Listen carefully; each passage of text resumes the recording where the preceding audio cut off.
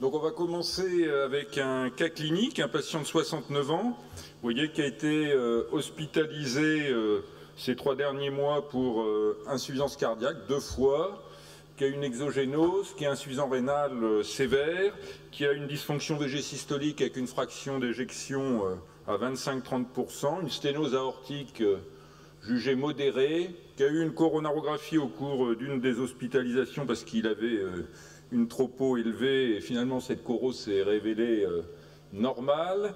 Il est réhospitalisé pour insuffisance cardiaque en octobre 2019, vous voyez, ça remonte à presque 5 ans. Il est en rythme sinusal avec des QRS fins et le traitement à l'entrée comprend 250 mg de furosémide. Alors il n'est pas traité a priori de manière optimale, mais vous voyez, on a rencontré beaucoup de problèmes dans l'introduction des traitements de l'insuffisance cardiaque, des problèmes tensionnels et des problèmes rénaux. Donc il a ce traitement, il est hospitalisé, on le met sous l'Azilix à forte dose intraveineux. Vous voyez des images échocardiographiques, donc une valve aortique calcifiée, en grand axe et petit axe à gauche, une petite fuite aortique, un ventricule gauche, vous voyez que le diamètre télésystolique est élevé à 49 mm, le diamètre télédiastolique à 57, mesuré à 57. La fraction d'éjection en Simpson biplan sort en biplan à 27%. On retrouve en coupe 3 cavités la petite insuffisance aortique. L'oreillette gauche est dilatée, vous voyez, 70 ml par mètre carré. Et le flux mitral est type restrictif, ce qui témoigne dans ce contexte de dysfonction VG d'une élévation franche des pressions de remplissage VG. Et puis, bien sûr, on s'intéresse à cette valve aortique. Vous voyez qu'on retrouve les valeurs qui étaient connues, avec une vitesse maximale 2,6 mètres par seconde au plus, un gradient moyen à 16, une surface qui sort à 0,9 cm² par équation de continuité, et un débit indexé bas de 30 ml par mètre carré. Vous savez que le seuil couramment accepté pour parler de bas débit est 35 ml par mètre carré. Donc finalement une sténose aortique calcifiée avec une surface à 0,9, un gradient qui n'est pas élevé, une dysfonction VG systolique, des pressions de remplissage élevées, une petite fuite mitrale, une oreillette gauche franchement dilatée, le ventricule droit on avait l'impression qu'il se portait bien et on n'avait pas réussi à avoir d'insuffisance tricuspide, on n'avait pas estimé la PAP systolique. Et je vous rapporte la conclusion de l'examen, rétrécissement en faveur d'un rétrécissement aortique moyennement calcifié, ça c'était l'appréciation qualitative échocardiographique des calcifications, bas gradient, bas débit avec dysfonction VG et moyennement serré ou serré, et bilan à compléter par une écho d'obus ou un score valvulaire aortique calcique pour déterminer si ce rétrécissement aortique est finalement serré ou pas. Alors, effectivement, dans les recommandations américaines valvulaires les plus récentes, il est recommandé, dans ces cas, de réaliser une écho d'obus et un score valvulaire calcique aortique. Vous savez, c'est un scanner non injecté, c'est facile à faire, ça ne prend pas beaucoup de temps et on a les résultats de manière semi-automatique. Au niveau des recommandations européennes, vous voyez, dans ce cas de figure, il est recommandé de commencer par l'écho d'obus. Et si on a une réserve de flux, une réserve contractile en écho d'obus, eh bien, on regarde si la surface est inférieure à 1 cm². Si elle est moins de 1 cm², on va conclure une sténose aortique a priori serrée. Et si en augmentant le débit, on ouvre la valve aortique à une sténose pseudo-sévère, c'est-à-dire une sténose aortique moyennement serrée. Et puis s'il n'y a pas de réponse à l'écho d'obus, eh bien les Européens recommandent de faire un scanner valvulaire là, pour mesurer ce score valvulaire calcique. Vous voyez, les Américains recommandent les deux sans définir de priorité. Les Européens, c'est le d'obus. Nous, dans notre service, dans ces cas-là, on fait les deux examens. Je pense qu'il ne faut pas les opposer. Alors, un petit rappel sur la d'obus rapide. Bon, vous savez que le but, c'est d'augmenter le volume d'éjection systolique, la VTI sous-aortique, et on parlera de réserve de flux quand la VTI sous-aortique augmente de 20%. Et dans ces cas, on distinguera la sténose vraie, la sténose sévère, la valve aortique, la surface valvulaire aortique bouge peu, le gradient augmente, donc on conclut une sténose aortique serrée, et puis la pseudo-sténose, la sténose a priori non serrée, la surface augmente significativement, le gradient reste inférieur à 35, et donc on a affaire à un patient qui finalement avait une pseudo-sténose. Et puis on est embêté dans, on va dire, 20-25% des cas par des patients qui n'ont pas de réserve de flux, il ne se passe rien, et donc là on ne peut pas conclure. Alors, chez notre patient, on a procédé à cet examen, et donc, vous voyez, au repos, on a retrouvé les éléments retrouvés précédemment, et vous voyez qu'on a une réserve de flux, parce qu'on passe de VTI sous-aortique de 15 cm à 19 cm. Donc ça, c'est une bonne chose pour la début. Ensuite, on a recalculé la surface au repos et sous début, vous voyez qu'on passe de 0,9 à 1,2 cm². Et le gradient qui a quand même augmenté, c'est une sténose aortique, vous voyez on passe de 18 à 32, mais finalement, en présence de cette réserve contractile, la DOBU va plutôt conclure à un rétrécissement aortique valvulaire calcifié moyennement serré, avec cette surface qui augmente de manière significative en augmentant le débit. Alors on a fait aussi le score valvulaire calcique, donc les valeurs chez l'homme, là en haut à gauche. Vous voyez que la sténose aortique est considérée avec ce score valvulaire aortique calcique probablement sévère, avec une assez forte probabilité quand il déplace 2000, et a priori une sténose aortique modérée ou moyennement serrée quand il est inférieur à 1600. Alors chez notre patient, on était à 14 425, et donc en faveur d'une sténose aortique modérée, et donc on était en accord avec l'écho DOBU. Donc on avait deux éléments pour penser que la sténose aortique était moyennement serrée. Alors je vous ai remis ici les valeurs préconisées par l'ESC qui sont tirées de quelques articles bien documentés. Et ce qui est important de retenir, c'est qu'il y a cette relation est différente entre calcification et sévérité chez l'homme et chez la femme.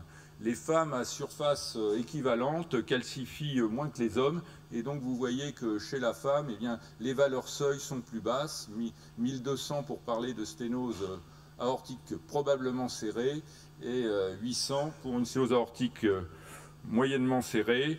Ce qui est important de se souvenir avec ce score calcique valvulaire aortique, c'est qu'il y a une zone grise qui n'est pas négligeable, qui à mon avis représente 20 à 25% des patients, enfin c'est ce qu'on avait trouvé, où on peut pas, on est entre deux, et où on ne peut pas vraiment conclure avec ce score. Alors finalement, si on revient à notre patient, il s'améliorait pas franchement sous diurétique IV, il avait fait plusieurs poussées d'insuffisance cardiaque, on avait cette sténose aortique avec une surface estimée environ 1,2 cm². Alors bien sûr, dans ces cas-là, on peut se dire, d'un côté, on a une dysfonction VG systolique avec l'augmentation de la post-charge liée à cet état par fraction d'éjection basse. On connaît les traitements qui améliorent ces patients. Et puis on rajoute par une sténose aortique modérée ou moyennement serrée, qui n'est pas serrée, mais on rajoute quand même un excès de post-charge qui n'est pas significatif. Et on peut imaginer, émettre l'hypothèse que la coexistence entre cette dysfonction VG systolique et la sténose aortique modérée va conduire à une population à plus haut risque s'il n'y avait pas de sténose aortique. Et on peut émettre l'hypothèse que cette population est donc à très haut risque d'insuffisance cardiaque et que peut-être, on n'en a pas la preuve, le remplacement valvulaire aortique pourrait être une solution intéressante pour améliorer le pronostic de ces patients en termes au moins de poussée d'insuffisance cardiaque. Alors, quand on regarde la littérature, mais on est finalement surpris de trouver un certain nombre d'articles. Le premier article date de 2017. Vous voyez, 300 patients qui sont dans ce cas, comme notre patient, avec une surface entre 1 et 1,5 cm². Et les auteurs ont regardé le devenir de ces patients, et vous voyez qu'à 1 an, il y a un taux de mortalité de 25%, pas de mortalité, pardon, de décès, remplacement valvulaire aortique ou hospitalisation pour insuffisance cardiaque de 25%, et ce critère combiné survient dans 60% des cas à 4 ans. Donc ce papier nous montre qu'effectivement, ces patients sont à haut taux d'événements cardiovasculaires. Vous voyez que c'est 60% d'événements à 4 ans. Et quand on regarde par des analyses statistiques multivariées quels sont les facteurs pronostiques chez ces patients, de manière non surprenante, on a la classe de la NYHA, les patients les plus graves en insuffisance cardiaque, classe 3 ou 4, eh bien, ont un pronostic plus défavorable. Et toujours dans ce papier, les patients ont ensuite été stratifiés selon la classe de la NYHA, et vous voyez que les patients en bleu, qui correspondent aux classes 3-4, ont un pronostic particulièrement défavorable en l'absence de remplacement valvulaire aortique par rapport à ceux qui sont en classe 1 ou 2, et notre patient était en insuffisance cardiaque. Vous voyez, avec à 4 ans, 84% de décès de remplacement valvulaire ou d'hospitalisation pour insuffisance cardiaque chez ces patients de cette série. Donc finalement, cet article nous montre qu'une sténose aortique modérée associée à une dysfonction VG systolique chez un patient classe 3 ou 4 eh bien, est un patient à très haut risque, et ce n'est pas du tout surprenant. Bon, ce sont des données rétrospectives qui peuvent être critiquables, mais les résultats sont assez clairs. Alors, deuxième étude, elle aussi rétrospective, critiquable, qui continue l'analyse. Cette fois-ci, ce sont les mêmes patients, sténose aortique modérée, dysfonction VG systolique. Et vous voyez qu'on a comparé cette fois-ci ces patients à des patients qui avaient une dysfonction VG systolique, mais sans rétrécissement aortique. Donc ce sont les courbes en bleu pour les patients sans sténose aortique avec dysfonction VG systolique, et en rouge pour les patients avec rétrécissement aortique et dysfonction VG systolique. Et vous voyez que les patients en rouge ont une nette surmortalité par rapport aux patients qui n'avaient pas de sténose aortique. Et donc là, on voit que finalement, le rajout de cette sténose aortique est à l'origine d'un moins bon pronostic, d'un plus haut taux d'événement chez ces patients. Alors un autre papier qui va dans le même sens, vous voyez à gauche la comparaison chez des patients avec sténose aortique modérée et dysfonction VG systolique en bleu par rapport à des patients avec uniquement dysfonction VG systolique, des groupes comparables après un travail statistique, et là on retrouve la surmortalité. Et dans ce travail, ils sont allés un peu plus loin, c'est la diapositive de droite. Ils ont regardé parmi les patients avec sténose aortique modérée et dysfonction VG systolique, ils ont regardé le devenir de ceux qui avaient bénéficié d'un remplacement valvulaire aortique par TAVI ou chirurgie, et ceux qui n'en avaient pas bénéficié. Et vous voyez qu'en rouge, par rapport à la courbe en bleu, eh bien, on observe une surmortalité dans ce travail rétrospectif chez les patients qui n'ont pas bénéficié d'un remplacement valvulaire. Et donc ce travail suggère, c'est un travail rétrospectif avec des limites, suggère donc l'intérêt de discuter un remplacement valvulaire aortique, et le TAVI en analyse multivariée sortait de manière significative. Alors, on a parlé du TAVI, il y a un travail aussi de chirurgien qui montre la même chose, publié dans l'European Heart Journal en 2016, même type de population, et vous voyez à gauche qu'il y ait une atteinte coronarienne ou pas, on prend tous les patients, ou à droite, en enlevant les patients ayant une atteinte coronarienne, eh bien cette étude suggère là aussi un bénéfice du remplacement valvulaire aortique, cette fois-ci chirurgical. Et puis le dernier travail, cette fois-ci sur le TAVI. Donc vous voyez qu'il y a quand même quelques travaux, tous rétrospectifs, tous avec de grosses limites, mais qui vont tous dans le même sens. Et là aussi, le TAVI semble faire mieux que le traitement médical seul dans ce contexte. Alors finalement, ces études sont intéressantes, mais elles ont des limites par leur caractère rétrospectif, non randomisé, etc. Et donc elles suggèrent une hypothèse, c'est que ce remplacement valvulaire aortique pourrait avoir un intérêt pour améliorer le pronostic de ces patients, mais ne le démontre pas. Ce qui est intéressant, c'est que nous avons une série d'essais en cours. Alors celui-ci va répondre parfaitement normalement à la question. Bon, il y a un petit peu un retard dans les inclusions. On devait avoir initialement les résultats en mars 2023, puis en mars 2024, on les a toujours pas, donc ça devrait venir relativement prochainement. Philippe Pibarot nous dira peut-être quelque chose là-dessus, parce qu'il est très impliqué dans cet essai. Et vous avez deux autres essais qui aussi vont tenter de répondre à cette question. Donc c'est un sujet quand même d'actualité. Notre patient, finalement, après une longue discussion collégiale, on était en 2019, on avait l'impression que ça allait mal finir dans le service, on n'arrivait pas à le traiter, d'autant plus qu'il avait cette insuffisance rénale.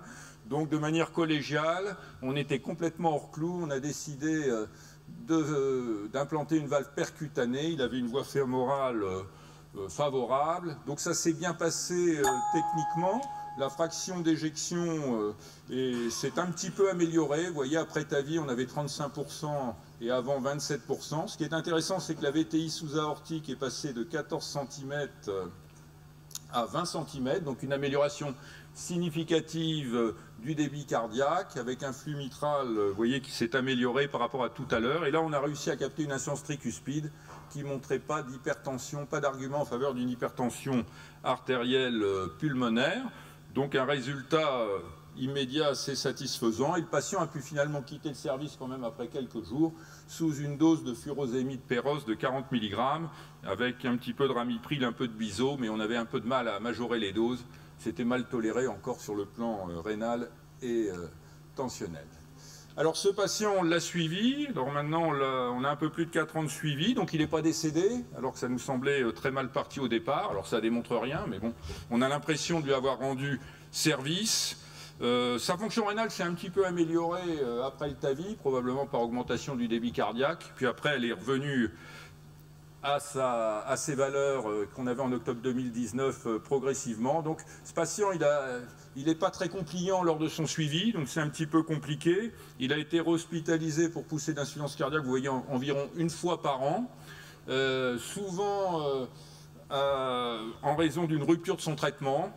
C'est un patient qui n'est pas compliant non plus avec son traitement, ni avec les visites, ni avec son traitement. Mais vous voyez qu'en mars 2024, alors c'est un cas particulier, hein, il était peu symptomatique, classe 2, avec sa FE à 30%, sous 40 mg de l'Azilix.